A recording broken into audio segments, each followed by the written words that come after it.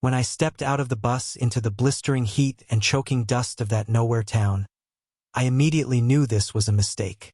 The kind you only make when guilt and family pressure combine forces.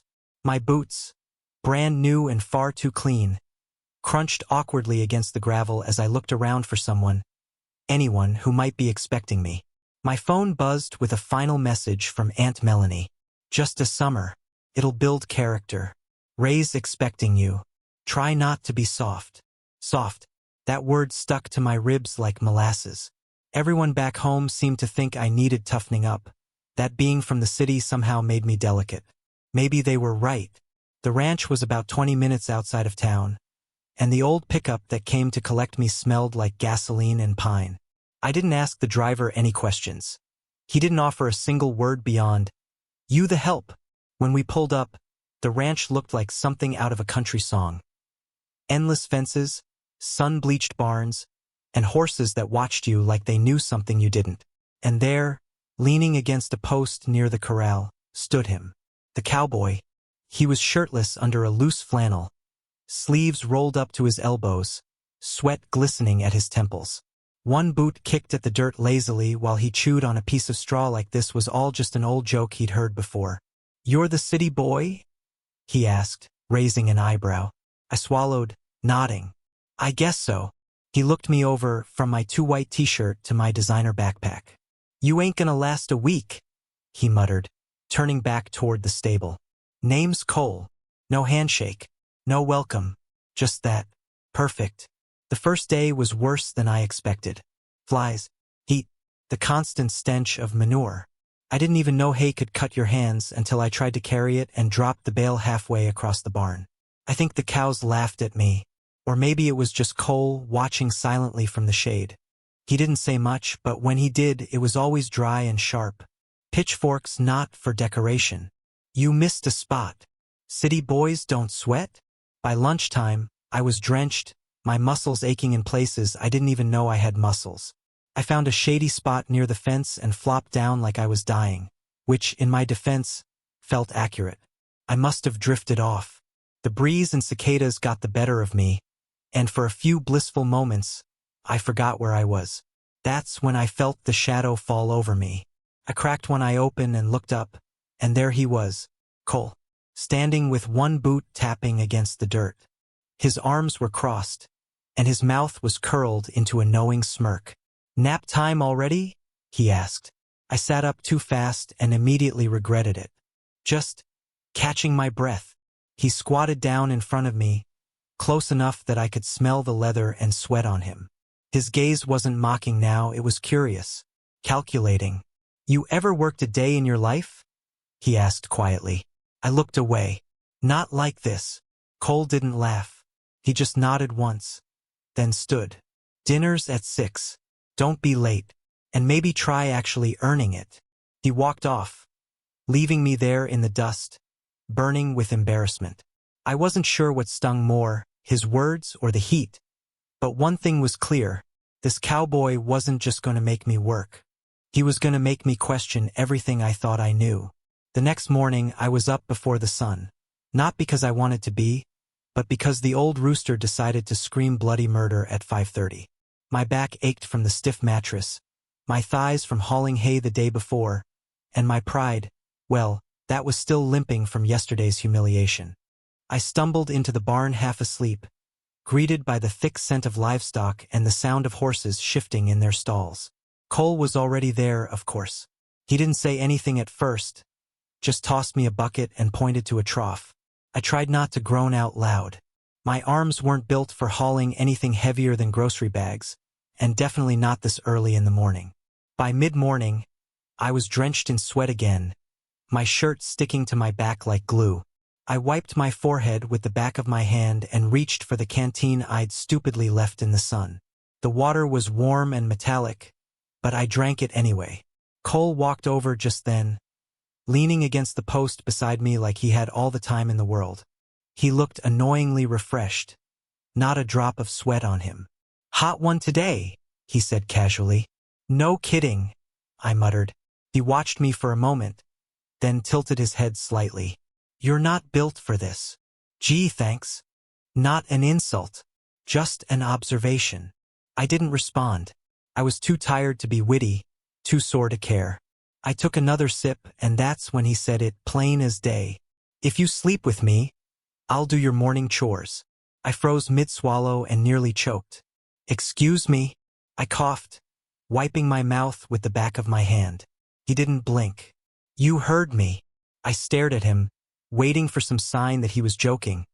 A smirk, a wink, anything. But he was dead serious. Calm even, like he'd just asked me to pass the salt. You're not serious, I said, though I already knew he was. I am. Why? He shrugged. You're pretty. I'm bored. You hate chores. Seems fair. I laughed. Partly from shock, partly from the absurdity of it. You're offering me a sex-for-labor deal? That's wildly inappropriate. Cole leaned in slightly, voice low. I didn't say you had to. Just making a deal. Like adults. And damn him, he made it sound so simple. I took a step back, heart racing for reasons I didn't want to admit. The idea made my skin crawl and tingle. It wasn't the proposition itself that disturbed me. It was how I didn't immediately say no. Because the truth was, I was exhausted. I did hate the work.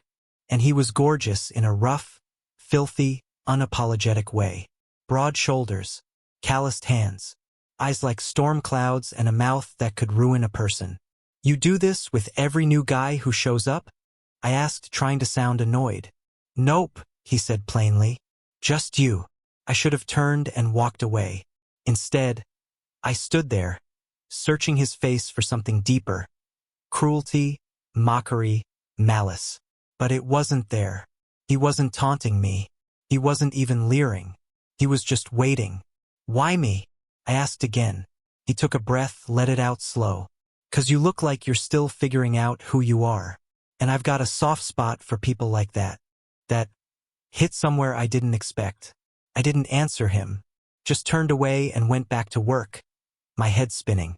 All day I thought about it. Every time I lifted a bale of hay, I thought about how it might vanish from my to-do list with just one night. Every time I saw him shirtless, brushing a horse or stretching his back, I remembered how he looked at me. Not with pity, but want. By sunset, I was done with the chores and with fighting myself. I found him in the barn, oiling a saddle. He didn't look up when I stepped in. I don't like working, I blurted. He chuckled. I know. And I'm not sure what this makes me. Doesn't have to make you anything, he said, finally looking up. It's not a label. It's a choice. Silence hung between us like thick dust in the air. I stepped forward slowly. Just one time. He raised an eyebrow. Whatever you want. I didn't touch him. Not yet. But I felt something shift. A door creaking open in a quiet room. I'm not good at this, I admitted. Cole stood, stepping close. Then let me be.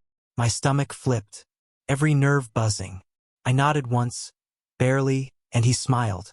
Not smug this time, just soft, like maybe he'd been hoping I'd say yes for reasons even he didn't fully understand. I told myself it was just a trade.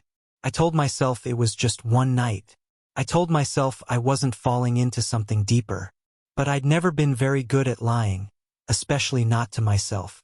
That night, everything felt louder. The creak of the floorboards, the hum of the insects outside, the wind brushing dry leaves against the window panes.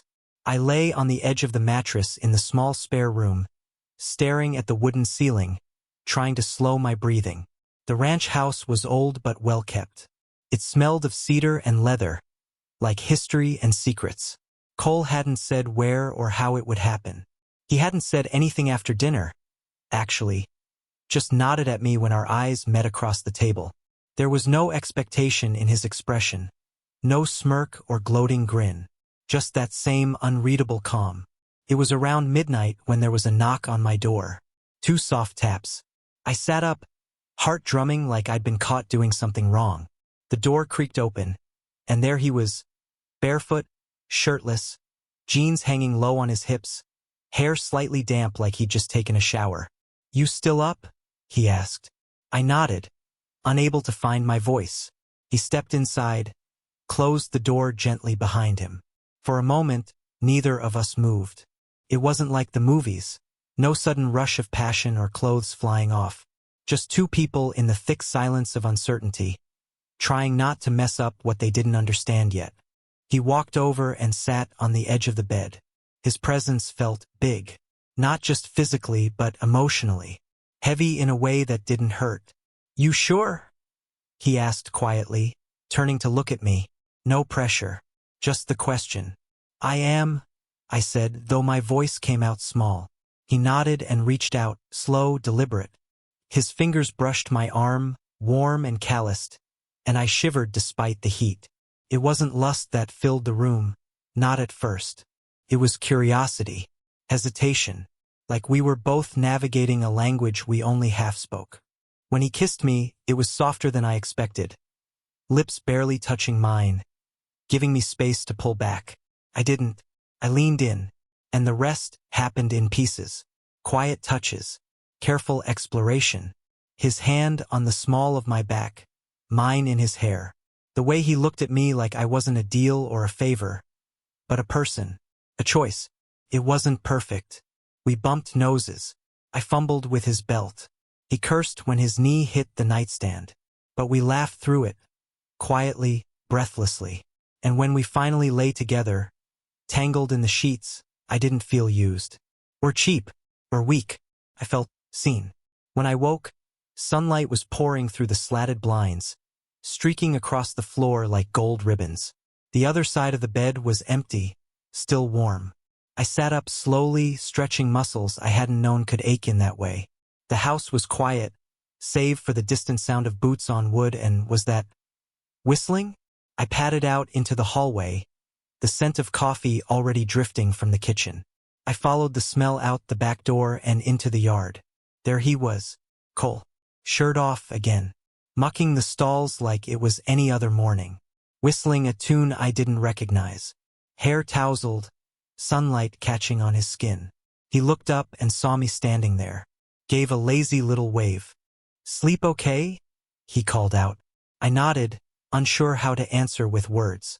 "I did your rounds already. Figured you'd be sore," he added, not looking at me this time, like nothing had changed, like we hadn't crossed a line people don't usually come back from. I stood there in the doorway, arms folded across my chest, heart a mess. Part of me wanted to ask him what last night meant. Part of me wanted to thank him. Another part wanted to pretend it hadn't happened at all. But I said nothing, just watched him move with that same steady rhythm, like he'd been doing this his whole life and never expected anything in return. Later, I sat on the porch with a cup of coffee, watching the dust rise from the dry road as a truck rumbled past. My thoughts were louder than the cicadas now. Had I just sold myself for a few skip chores? Or had I found something honest in the most unexpected place? I didn't know. What I did know was that last night didn't feel like a transaction. Not really.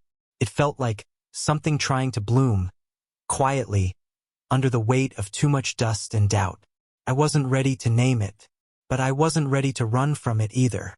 By the third week, something had changed. The arrangement, if you could still call it that, was no longer so transactional. Cole and I had fallen into a rhythm, a quiet routine that felt more like partnership than trade. Some mornings, I did the chores without complaint. Other mornings, he did. Sometimes we did them together, shoulder to shoulder in the dust, sweat, and sun. And the nights? Well, the nights were ours. Not every night, but often enough. Enough that I started sleeping in lighter clothes, brushing my teeth twice, and listening for the soft knock at my door. Sometimes it didn't come. Sometimes it did, and when it did, we didn't rush things anymore. It wasn't just sex anymore, if I'm honest. It was closeness. It was two men wrapped up in heat and heartbeats, saying more with silence than they ever could with words. And during the day, something even stranger happened. I started to enjoy the work. It wasn't that mucking stalls or lifting hay got any easier. It didn't. But with Cole showing me the proper ways to lift, move, saddle, and shovel, I stopped feeling like a clown in borrowed boots.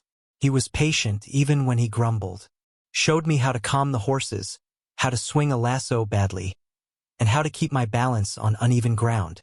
"You got soft hands," he said one morning after I fumbled the reins.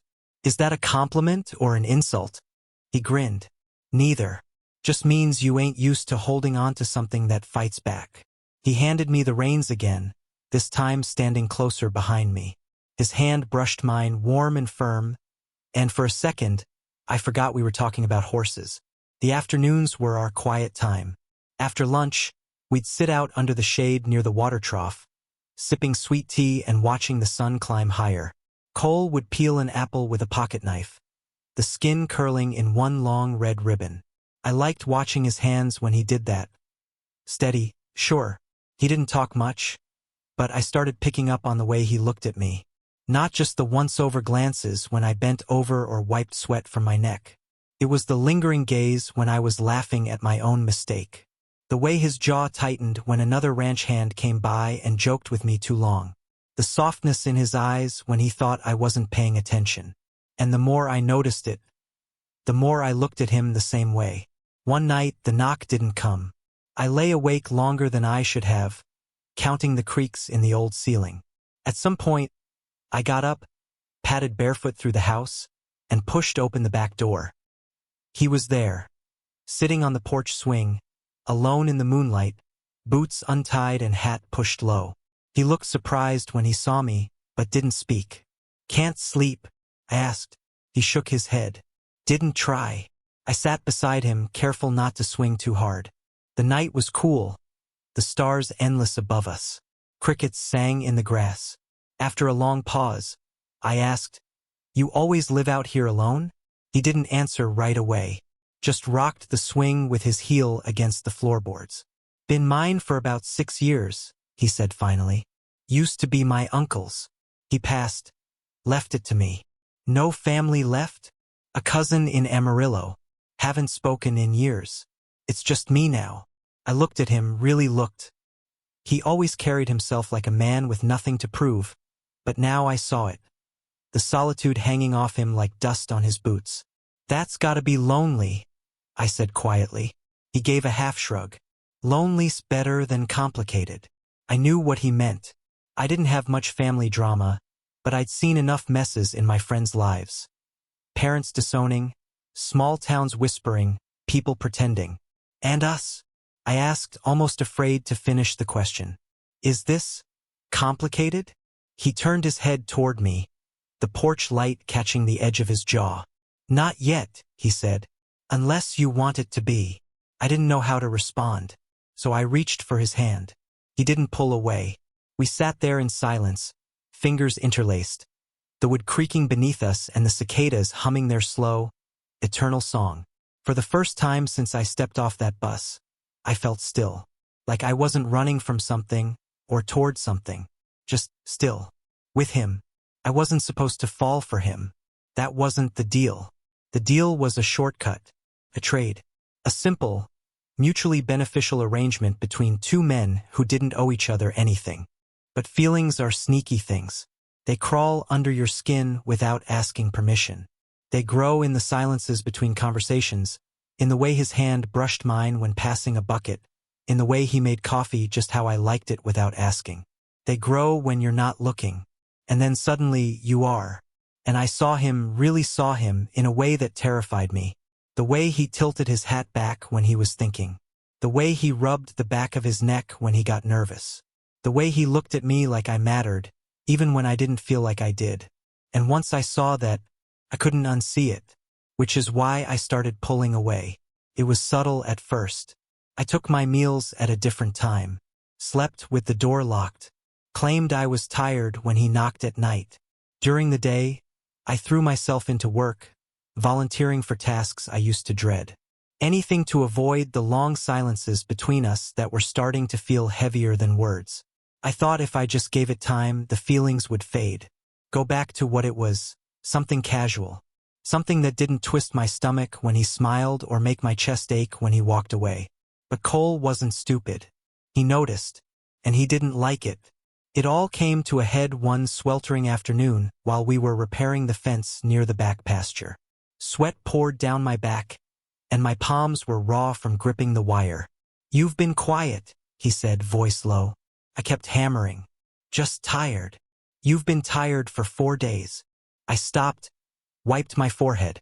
It's been hot. You haven't looked at me once since Monday. I didn't respond. He tossed his gloves onto the dirt. You running from something? Don't start, I muttered. I already started. You gonna finish it? I turned to him, jaw tight.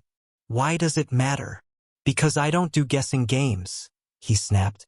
If you're done, just say so. I didn't say I was done. Then what are you saying? I opened my mouth, closed it. My thoughts were a mess, like trying to catch water with a net. Finally, I said the only thing that came out. This wasn't supposed to mean anything. Cole's expression didn't change, but something behind his eyes flickered, like a match burning out. Was this just a trade to you? He asked, his voice quiet now. Some clever way to skip chores? My heart dropped. No, I said quickly. It's not like that. Then what's it like? I couldn't answer. I didn't have an answer. Not one I understood yet. My feelings were real, but so was my fear of messing it up, of getting too close, of being the one who cared more.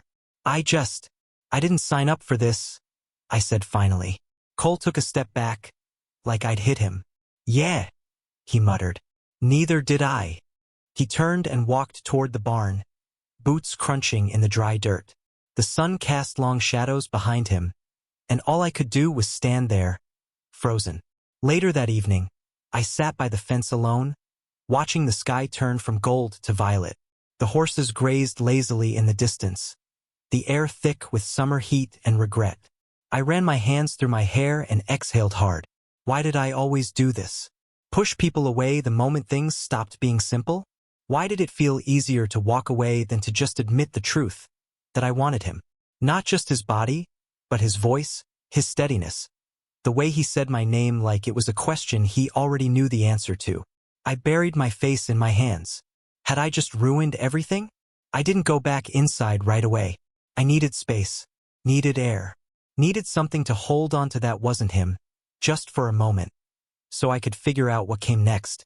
Because suddenly, it wasn't about chores or deals or nights spent tangled in sheets. It was about whether I had the guts to want something real, and whether he'd still want me once I stopped pretending I didn't. The storm rolled in without warning. 1 minute, the sky was dry and yellow with evening heat, and the next, dark clouds gathered like fists over the valley, dragging the horizon into shadow. I stood on the porch, staring at the sky, my arms crossed tight over my chest as wind stirred dust from the road and trees started to bend. Thunder rumbled low, distant but growing. I should have gone inside, but something in my chest was louder than the weather. Something unsettled, unfinished. Then I heard it, the sharp cry of a calf, thin and panicked, cutting through the wind. It was coming from the north pasture. I didn't think. I ran. The rain started as I reached the fence line. A few fat drops at first, then a downpour that soaked through my shirt in seconds. Lightning flashed above, illuminating the land in strange, silver light. That's when I saw him, Cole. He was knee-deep in mud, crouched beside a frightened calf caught in a ditch, its leg wedged between two rocks. He hadn't seen me yet. His hat was missing. His shirt clung to him like a second skin, and his hands were slick with mud as he tried to shift the calf without hurting it. Cole! I yelled over the wind. He looked up, startled, then turned away. Go back, he shouted. This one's stuck deep. I'm not leaving you out here. I jumped the fence and splashed through the waterlogged grass. My boots sank in the mud, but I didn't stop. By the time I reached him, I was shaking, from the cold, the rain, and the way my heart twisted at the sight of him. We worked together wordlessly at first. He held the calf steady while I wedged my hands under its leg, trying to free it. The mud sucked at us like quicksand, and every flash of lightning made the calf jerk with fear. Cole's hand brushed mine, and we both paused, drenched, trembling, eyes locked. Then he looked away. Why are you here? He muttered. Because I needed to be, I said louder than I meant. You walked away. I know. You pushed me out. I know. I said again, my voice cracking. We heaved together, and with a loud squelch, the calf's leg came free. It stumbled to its feet, shook off the rein, and darted toward the herd in the distance. Cole and I stayed where we were, soaked, filthy, kneeling in the mud like we were trying to hold the earth together. He finally looked at me, really looked. "What do you want from me?" he asked, barely audible over the wind. I didn't answer right away, because I didn't know how to say it without falling apart. But then I did. "I want to stop pretending I don't care," I said, chest heaving. "I want to stop hiding behind some stupid deal. I want you, not just when it's convenient, not just when it's easy." He stared at me, unmoving. "I know I messed up," I continued, voice shaking. "I was scared. Still am. But this, us. It's not just about chores or sex or whatever we told ourselves it was." Lightning flashed again, but all I saw was him. And when I said it, the truth that had been burning my throat for days, I didn't whisper. "I'm falling in love with you." The words hung there between us, suspended in rain and breath and everything we hadn't said. Cole looked away for a moment, like the truth stung. Then he reached up and wiped a smear of mud from my cheek with his thumb, slow and tender. "I never wanted your help," he said, voice low. "I just wanted a reason to be close to you." I blinked against the rain, not sure if I'd heard him right, but his hand stayed on my cheek, and his eyes, tired, kind, vulnerable, never left mine. And that's when I knew. He felt it too. We walked back to the house together, shoulders brushing, hearts no longer at war. And though the storm still raged behind us, something inside had finally settled. Something had cleared. The storm passed in the early hours of the morning, leaving behind a world washed clean, fields glittering with dew, the air heavy with the scent of wet earth and wildflowers. I stood on the porch with a coffee mug warming my hands, watching the sunrise stretch slowly over the valley. Inside, I could hear the faint sound of boots on old floorboards, the quiet rattle of dishes in the sink. And for the first time in weeks I felt steady. Not because I had all the answers, but because I didn't need them anymore. Because Cole was still here. And I was too. That morning, we saddled the horses side by side. No tension, no silence to fill. Just quiet companionship. We rode out together to check the far fence line, the same way he used to do alone. He pointed out parts of the land I hadn't noticed. A hidden creek, a thicket where the deer passed through at dusk. I listened, not just because I was interested, but because I liked the sound of his voice when he wasn't holding it back. He even laughed, really laughed, when I almost fell off trying to mount my horse too fast. "You've got the balance of a folding chair," he teased. "And you've got the charm of a cactus." I shot back. He winked. "You like cacti." That was the first time he reached for my hand in daylight. No shadows, no secrets, just a choice. Over the next few days, something soft and steady bloomed between us. We ate together, not because the table was small, but because we wanted to sit close. We worked together, fixing fences, tending to the animals, side by side in the sun. At night, he didn't need to knock anymore. My door stayed open. There was no deal anymore. No implied transaction. Just two men learning to share a life they didn't expect. He taught me how to make chili without burning it. I taught him how to shuffle cards like a Vegas dealer. We sat on the porch and watched the stars come out. We played poker with toothpicks instead of money. He kissed me once in the middle of making cornbread because he said I looked too proud of myself. And I did. Because I wasn't just staying. I was belonging. One afternoon, I pulled out my phone for the first time in a while. There were voicemails, texts, missed calls from Aunt Melanie. I called her back, heart thumping a little. When she picked up, her voice was all sarcasm and suspicion. Well, the city boy lives. Thought you'd have hitched a ride home crying by now." "Funny?" I said, glancing out the window at Cole tossing hay into the corral. "Actually, I think I'm going to stay a little longer." "How much longer?" "Don't know yet." A pause. "You serious?" "I am." She exhaled, and for once, didn't have a snarky comeback. Just a quiet, "Huh." After we hung up, I stared at the phone in my hand for a long moment, and then I turned it off. I had everything I needed right here. That night, we sat on the porch swing again, just like we had during that stormy night when everything cracked open between us. But this time, we weren't afraid of what we felt. We leaned into it, shoulder to shoulder, fingers interlaced. The sky turned purple, then navy, then black. Crickets sang. Fireflies blinked across the yard. "You ever miss the city?" Cole asked, not looking at me. "Sometimes," I admitted. "Mostly the takeout." He chuckled. "You ever think about what comes next?" "Every day." And I looked over at him. His eyes were calm, but I could see the question behind them, not just about chores or the end of summer, but about us. "I think," I said slowly, "I came here to run from something, and now I don't feel like running anymore." He looked at me, really looked. "Good," he said, "'cause I'm not letting you ride off just yet." The next morning, I woke up before the rooster for once. The window beside the bed glowed soft pink with sunrise. Cole was already awake, propped on one elbow, watching me with a sleepy smile. "What?" I whispered. "You snore when you're happy. Do not." He leaned in and kissed me. Slow, warm, without urgency, like we had all the time in the world. When he pulled back, he brushed his thumb along my jaw and said with a smirk, "You're not so bad at ranch life after all." I smiled, curled into his chest, and let the sun rise on something real, something worth staying for. Weeks passed.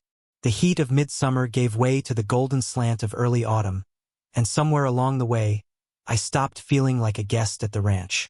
The dust didn't bother me anymore. The early mornings, the sore muscles, even the manure, I didn't flinch. Not because I suddenly loved it all, but because it was ours. The rhythm, the silence, the steady grind of doing something that mattered, even if only to us. And Cole. Cole wasn't a mystery anymore. He was a part of my day, my night, my thoughts. His habits, his quiet strength, the way he pulled me close without asking, they became familiar, like a favorite song you hum without noticing. We stopped keeping track of days. We just lived them. One Saturday, Cole said he wanted to take me somewhere. I figured it'd be a supply run, maybe a feed store visit. Instead, we drove down the winding back roads to a small barbecue joint that looked like it hadn't changed since the 70s. Inside, a handful of ranchers sat hunched over beers and brisket, laughing at something on the radio. The air smelled like smoke, fried onions, and home. I was halfway through a pulled pork sandwich when Cole casually nodded toward the guy behind the counter. "That's Ray," he said. "Known him since I was 17.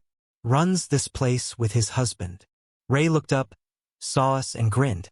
"About time you brought him around, Cole. Thought he was imaginary." I blinked, surprised. Cole just smiled and slipped his hand onto my thigh under the table.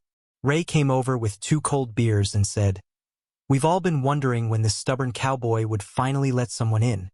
Cole didn't flinch. "Well, I did." He turned to me and added, "This is him. This is him." 3 simple words, spoken without hesitation, without shame, as if there was never any doubt. And just like that, I wasn't a secret. I wasn't a temporary arrangement. I was his. Later that night, as we sat in the back of the truck bed under a sky littered with stars, I thought about how it all started. A deal. An exchange. A shortcut. I came to the ranch expecting to coast, to do as little as possible and leave unchanged. I never planned to fall in love. And certainly not with a man who smelled like horses and moved like he was made of quiet thunder. But that's the thing about love. It doesn't wait for you to be ready. It arrives uninvited, wears your clothes, sleeps in your bed, and redefines everything you thought you knew. Cole didn't just show me how to stack hay or ride a horse. He showed me how to stay, how to wake up with purpose, how to be seen and still be wanted. One morning I woke before him. The sun hadn't fully risen yet, but the first light kissed the hills with soft gold. I slipped out of bed and made coffee, just how he liked it, dark, no sugar. He joined me outside a few minutes later, barefoot, hair still wild with sleep. We stood by the fence, mugs in hand, watching the horses stir in the pasture. The sky was endless, The land stretched out like a quiet promise. He reached for my hand, held it without a word. We stood that way for a while, just us, the morning breeze, and the sound of hooves moving through the grass. He turned to me, eyes warm. "You ever think about staying? For good?" I didn't need time to answer. "I already am."